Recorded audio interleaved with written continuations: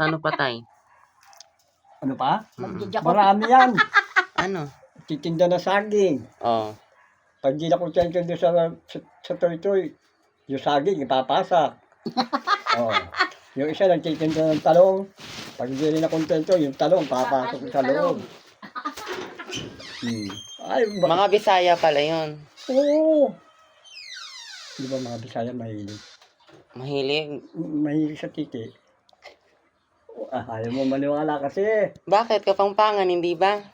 Mahilig pero kontento na sa isang titi. Sila hindi kontento sa isa. Gusto nila lahat ng titi, international titi. Natatawa ka ngayon. Oh. I'm just... natatawa lang ako kasi nga talagang binabanggit mo talaga yung kuwan. Oo. Just a private part. Yung mga pinapatulan nila, mga walang kwentang lalaki. Basta may titi. Ayaw nila maniwala, oh.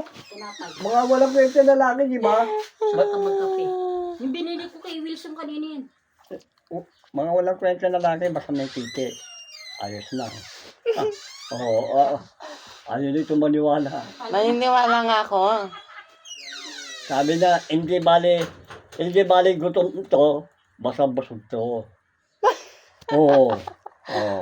Just. Tama ka. Ayaw mo maniwala eh. Naniniwala nga.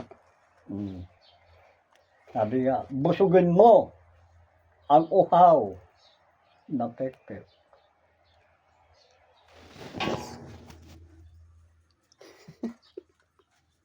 Diba sabi niya, busugin mo ang uhaw na pekpek. Pasakan mo ng talong. Ito yun, oh.